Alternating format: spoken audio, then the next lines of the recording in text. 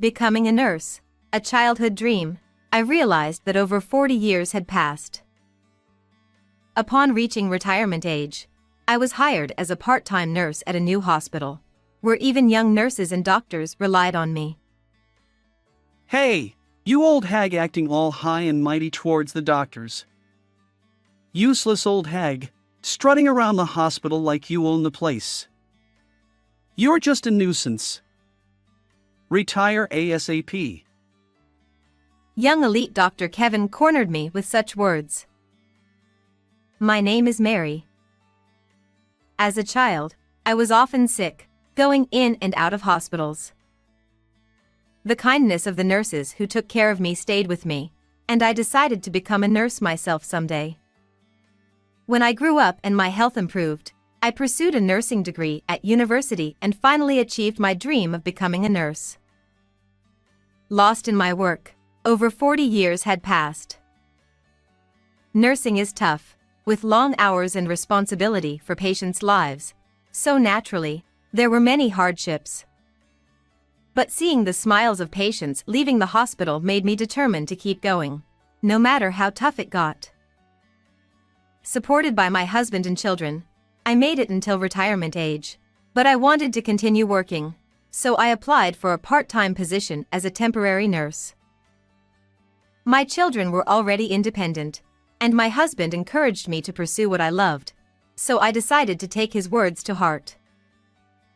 Fortunately, the hospital where I was newly hired as a part-time nurse was the best place where I could utilize my knowledge and experience. Young nurses and doctors relied on me, and I found myself playing the role of a lubricant within the group before I knew it. However, there was one young elite doctor, Kevin, who seemed to dislike me for some reason. Despite greetings, he ignored me and often resorted to childish harassment. Good morning, Dr. Kevin. Oof. Feeling down about Kevin's attitude at the nurse station, a colleague comforted me. Kevin ignored me again. Did I do something wrong? It's okay, just leave it. That guy might have good skills, but being unable to communicate with others makes him the worst kind of doctor. One day, out of the blue, Kevin came up to me and demanded that I quit my job. That day, Kevin seemed unusually moody. Had he made a mistake? Had a patient said something he didn't like? As I watched him childishly hit hospital equipment, I lightly reprimanded him. Dr. Kevin, please control your temper. It's pitiful to take it out on equipment. Kevin glared at me and muttered under his breath. What? Some old hag acting all high and mighty towards the doctors. I didn't want to escalate the situation. As I pretended not to hear Kevin, he raised his voice and continued to berate me. Hey, can't you hear me, old hag? Maybe your ears are too old. You're just a nuisance. Retire quickly. I was astonished. It was the first time someone had spoken to me like this face to face. He must be really unhappy about something. Before my anger could rise, I found myself wide-eyed and open-mouthed in surprise. Kevin continued to escalate his tone. Useless old hag, strutting around the hospital like you own the place. You're just a nuisance. Retire ASAP. With that, Kevin kicked over a nearby trash can, scattering its contents on the floor. I could have retaliated against such childish complaints in many ways. But men like Kevin, once angered, could be dangerous. Besides, even if I left this hospital, there would be plenty of patients waiting for me elsewhere. Kevin was still glaring at me with bloodshot eyes. Okay. With just that, I started writing my resignation letter on a piece of stationery from the drawer. That's right, old hag. About time you understood.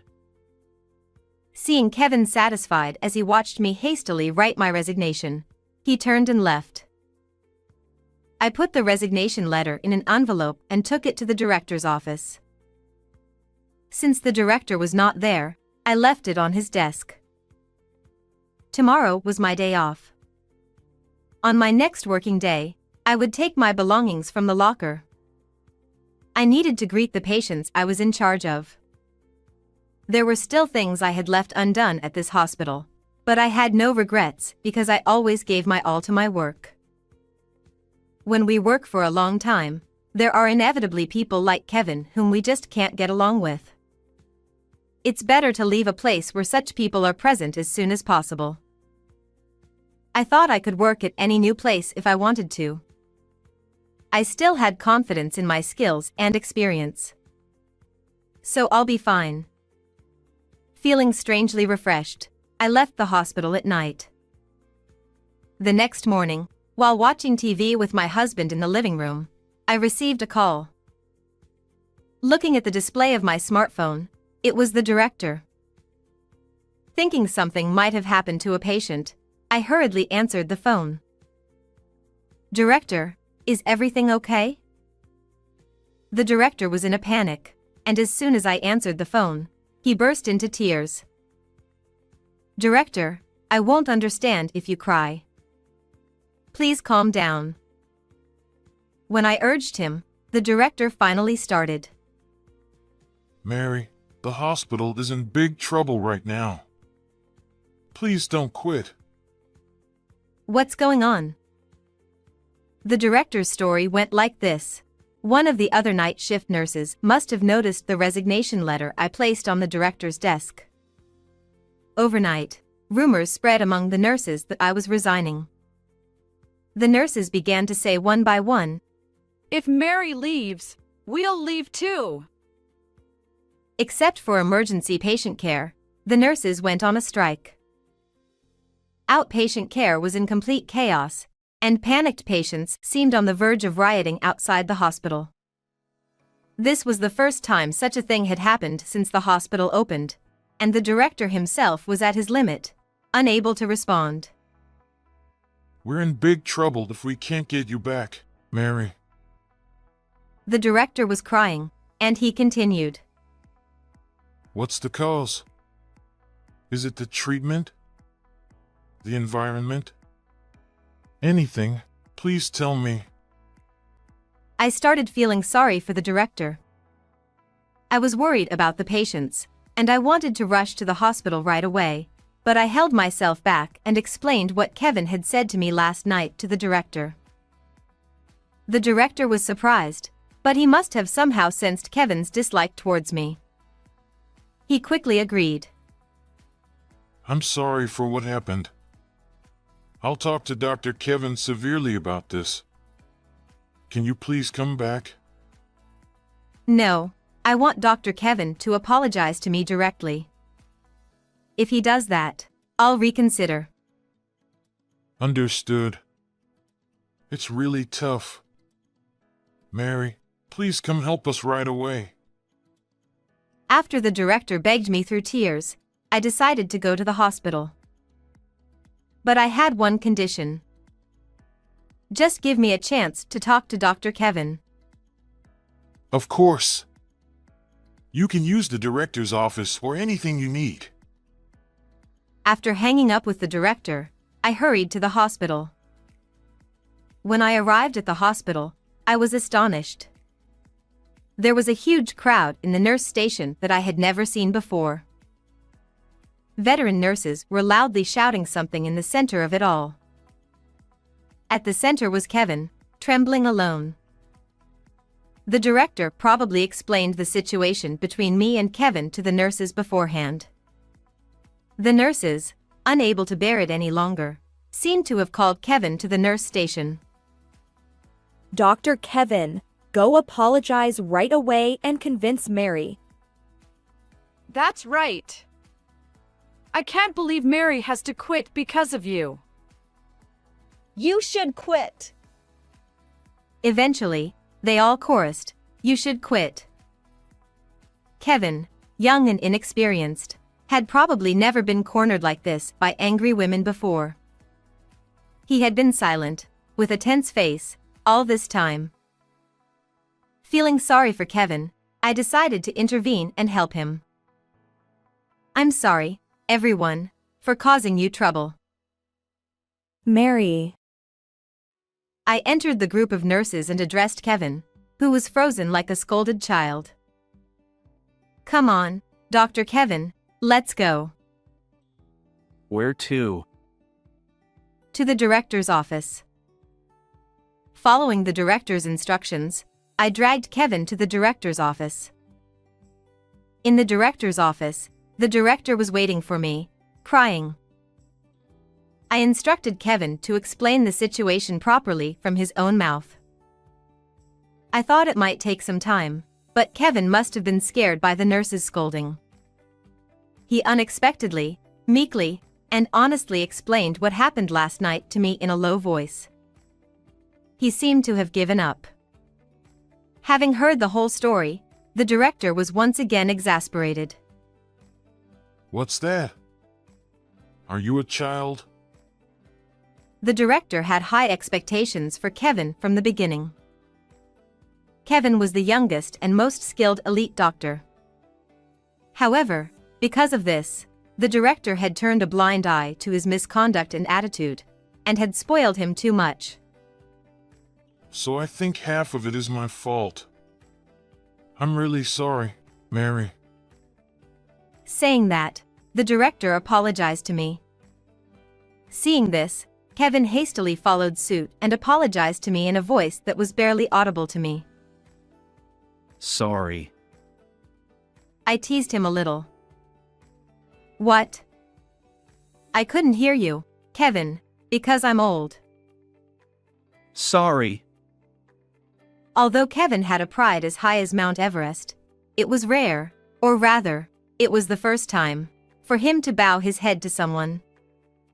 He had dead fish eyes and didn't seem to be putting his heart into it at all, but I decided to accept his apology for now.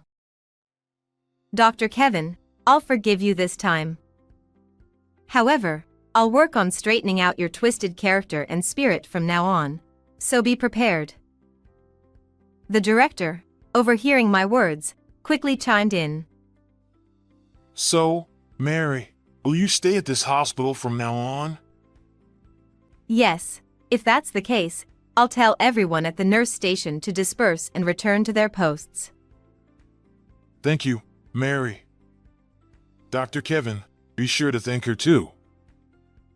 Thus, Kevin was forced by the director to bow his head again. And so, I decided to stay at this hospital. Half a year had passed since then in the blink of an eye. Perhaps my persistent guidance had paid off, as Kevin's attitude gradually softened.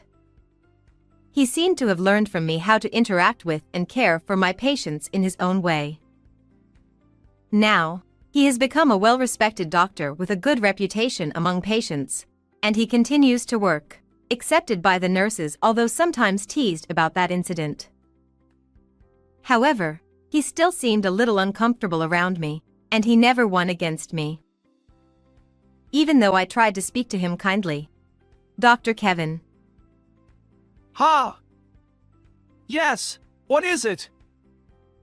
He always seemed nervous like this.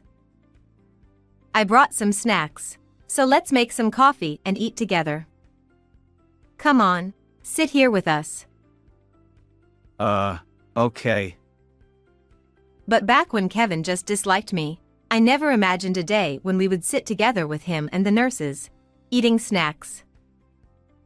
Working for a long time, such things happen, and that's why this job is interesting after all. Mary, 65 years old.